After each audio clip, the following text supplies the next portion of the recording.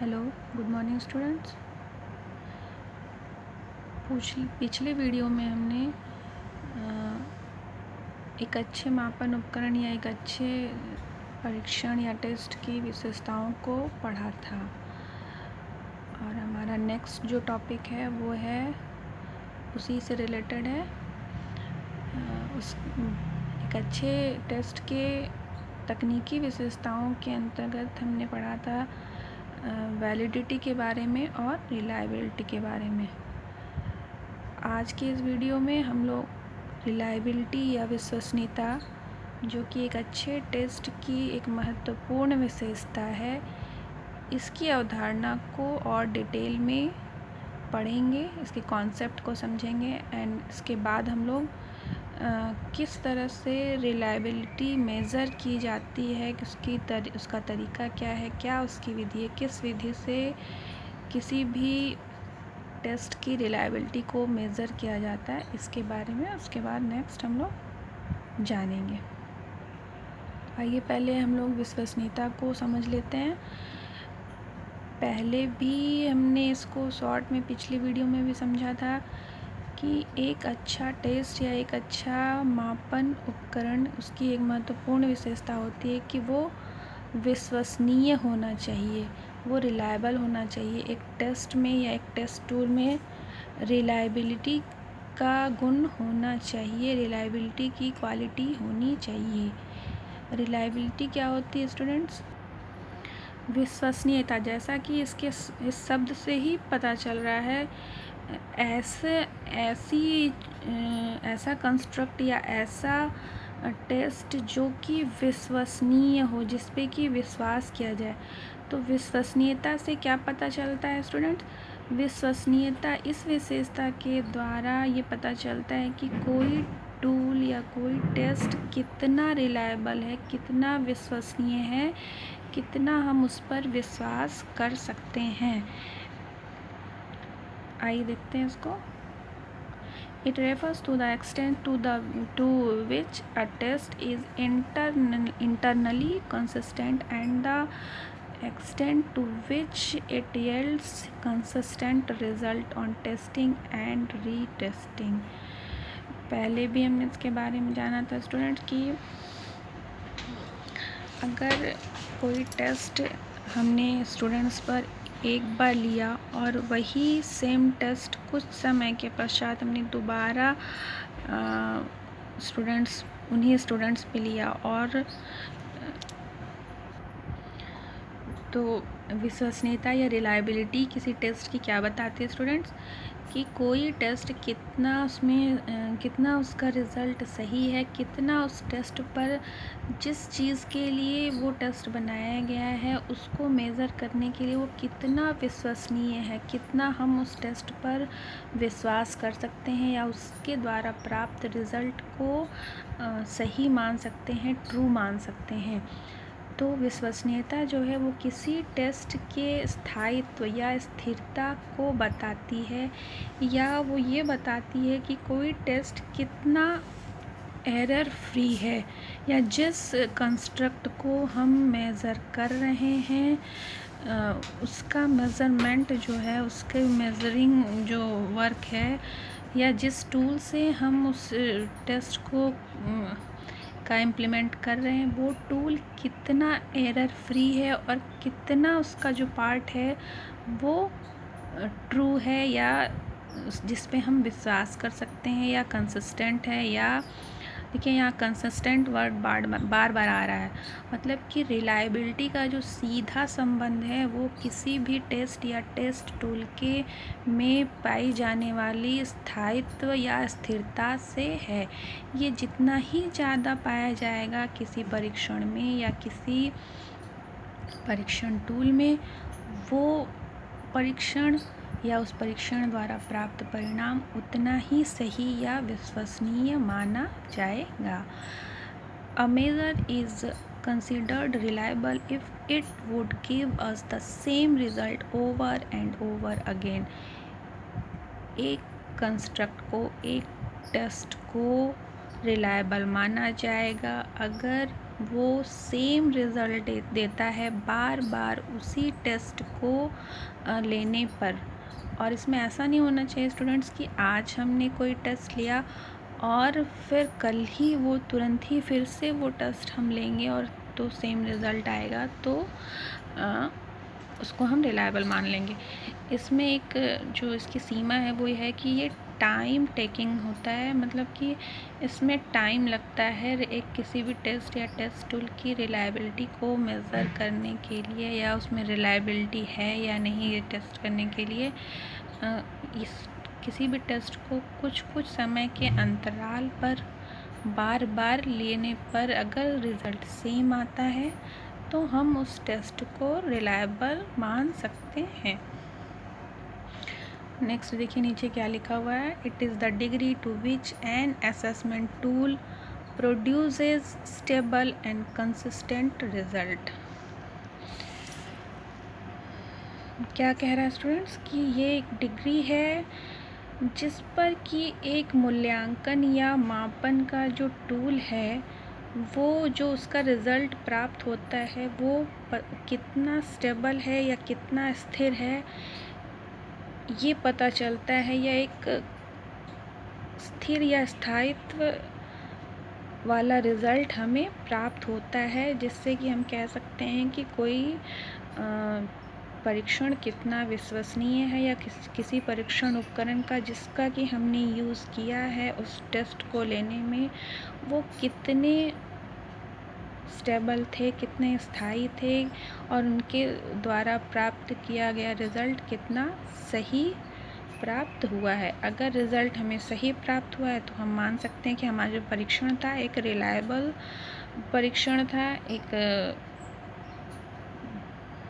Reliable परीक्षण था, एक उसमें स्थिरता पाई थी और उसमें स्थायित्व था।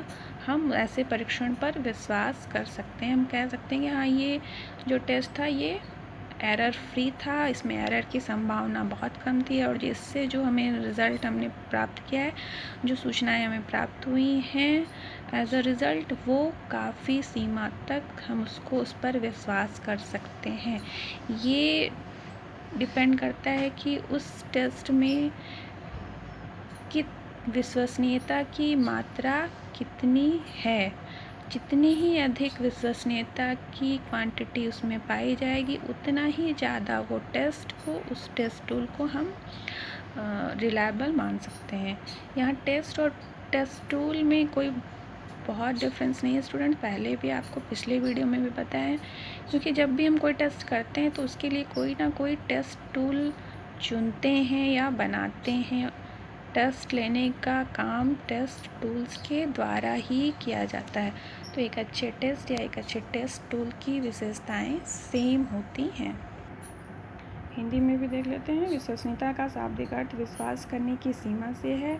यह एक अच्छे परीक्षण की एक महत्वपूर्ण विशेषता है। यदि किसी परीक्षण का प्रयोग बार बार उन्हीं छात्रों पर किया जाए तथा वे छात्र बार बार समान अंक प्राप्त करें तो परीक्षण को विश्वसनीय कहा जाता है। जैसा कि अभी ऊपर हम लोग ये सब चर्चा कर चुके हैं। स्पष्ट है कि विश्वसनीयता का संबंध किसी परीक्षण पर मिलने वाले प्राप्तांकों के स्थायित्व से है।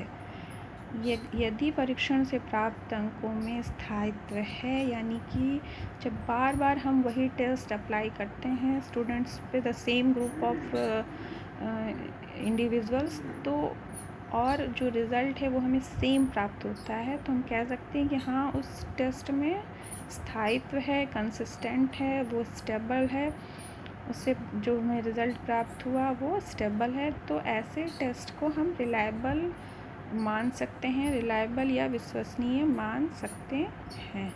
आई होप कि आपको यहाँ तक मेरी बातें क्लियर हो गई होंगी कि एक अच्छे मापन उपकरण की या एक अच्छे परीक्षण की जो महत्वपूर्ण विशेषता है विश्वसनीयता, उससे आप क्या समझते हैं। मैं समझ रही हूँ कि यहाँ तक आपको ज़रूर मेरी बातें कुछ ना कुछ समझ में आई होंगी। अब आगे देखते हैं स्टूडेंट्स। एक एग्ज़ाम्पल भी हम इसका देख लेते हैं। मान लीजिए कि हमने किसी स्टूडेंट्स का बुद्धि परीक्षण यानी कि IQ टेस्ट किया, और उसमें उसके जो IQ लेवल या उसकी जो बुद्धि लब्धि थी वो हमें प्राप्त हुई 112।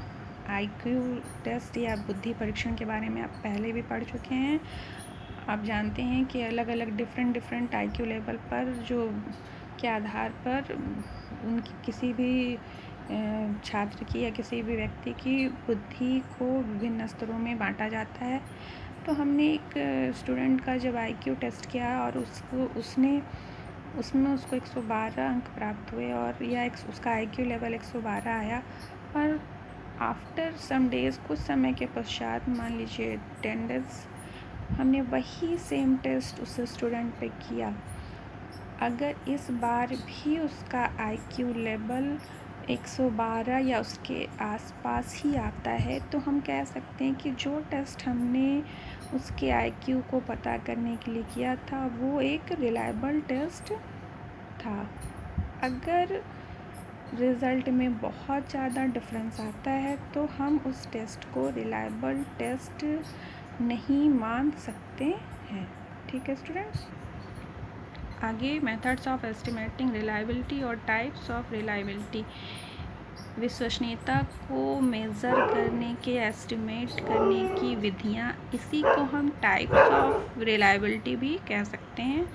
मेनली जो 4 टाइप्स हमें पढ़ने हैं, ऐसे तो इसके और भी टाइप्स होते हैं स्टूडेंट्स, लेकिन हमें जो पढ़ना है, क्योंकि अकॉर्डिंग टू आवर सिलेबस हमारे फर्स्ट यूनिट में ये टॉपिक है, बट बहुत ज़्यादा डीपली क्वेश्चंस अभी तक तो हमने इस टॉपिक से नहीं देखे, लेकिन ऑब्जेक्टिव क्वेश्चंस इससे बनते हैं स्टूडेंट, और शॉर्ट क्वेश्चंस में भी ये आ जाता है। और आने वाले समय में चूँकि विश्वविद्यालय हमारा नया हो गया है और हमारे पैटर्न भी कुछ बदल गया है, तो हमें भी अब कोई ज़रूरी नहीं कि जो पिछला पैटर्न अपनाया जाता रहा है अभी तक वही आगे भी प्रोसेस में किया जाए।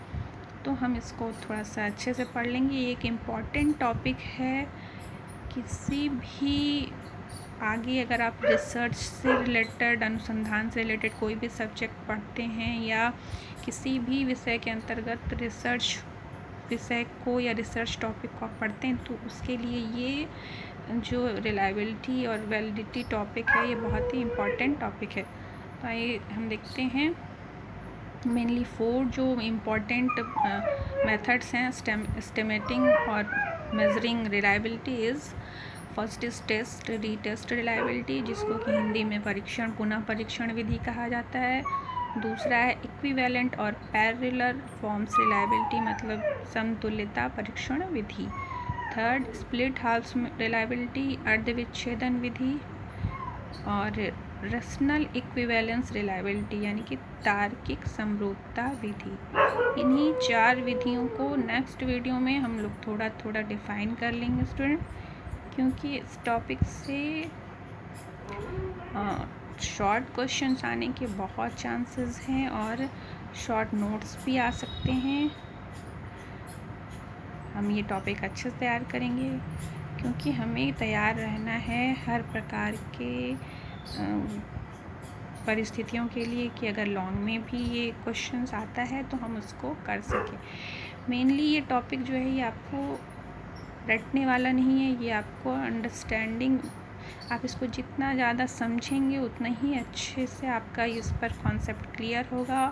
ये पूरा सब्जेक्ट ही आपका जो है ये आपकी अंडरस्टैंडिंग पर डिपेंड करता है। अगर आप इस सब्जेक्ट को असेसमेंट फॉर लर्निंग और इसमें जो आपको टॉपिक्स पढ़ने हैं, इसमें अगर आप इसके कॉन्सेप्ट को क्लियर नहीं करेंगे, तो अगर आप ये सोच रहे हैं कि हम इसको रट लेंगे तो ऐसा संभव नहीं है, स्पेशली इस सब्जेक्ट में। तो स्टूडेंट्स ध्यान से हर एक टॉपिक को समझिए, पढ़िए और इसके नोट्स को तैयार करिए। इन सारे मेथड्स को हम लोग नेक्स्ट वीडियो में एक्सप्लेन करेंगे।